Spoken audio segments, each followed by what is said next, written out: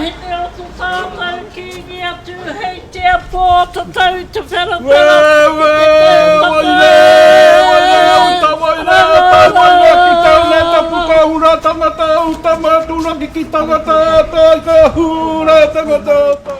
Mai tērā tau I puta tāmata whakatūpato ki te krauna, ki te tūkinohia, whakaitihia, te whakaitanga tiriti nei, te whakaitanga raupatu nei, ko tahi te whainga, ko te hāmane I rātou roto I te kōti matua.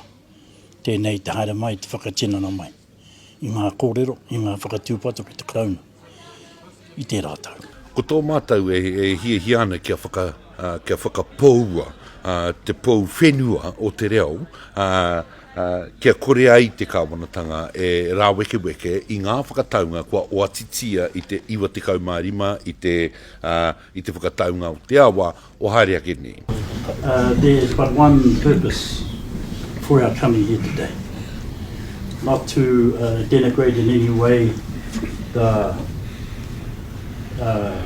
the staff of the ministries here, but more so to send a clear message, a message that we left with the Minister of Justice, both Rahui and I, shortly before Christmas, that should this government marginalise, breach, undermine in any way, shape or form either the Raupatu settlement or the Waikato River, the settlement, there's but one recourse for us.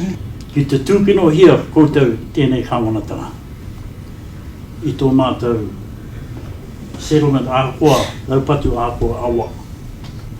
Ko tahi te whainga, ko te kauia I a poitu ki te High Court.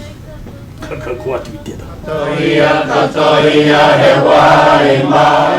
Kei roto anō tō mātou whakaitanga 1995 ko te kaupapa Raupatu tēra. He wahanga, ko te teo ngā wahanga o tō mātou whakaitanga ko te check I te reo, ko te whakarauora I te reo ki Wainganui a mātou. Nānu ngā noi ngā whakataunga o te kāwanatanga hou nei. Ko whakaitihia tēnā āhuatanga ki roto anō I tō mātou whakaitanga. Nō reira, ko whai wahanga mātou ki te hāmane I a rātou I roto I te kōti. Ko te āhuatanga o tēnei mahi, ko te whakapūmau, ai tā Waikato titiro ki tōna reo ki ona tikanga. Ka mutu, mehe mea, ka noho nei te kāwanatanga ki te rā weke weke, he whawhai kei te haere.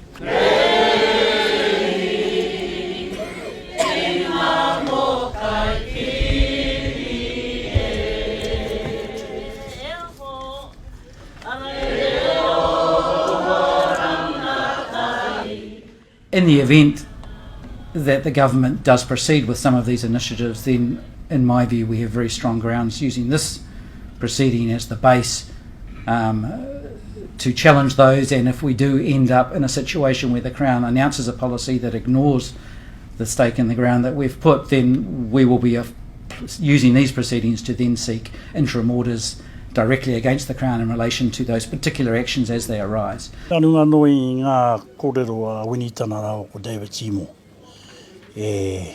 Tūkino ana whakaitihi ana te kōrero I te reo Māori. Te whakakore I ngā me ki I ngā kaupapa whakawhanaki I te reo Māori. I roto anō I ngā kāwanatanga, I ngā tari kāwanatanga. Kei reira ka tino maharahara mātou. Ko te āhuatanga o tā te tiriti, te atikara tuarua o te tiriti ki ana ko ngā taonga, ko te reo te tehi taonga ki a Waikato. Nō reira I te 25 ko te ahurea, ko te tuakiritanga hāngai ana ki te reo. I te āhuatanga o te awa ko te mana whakahaere tira.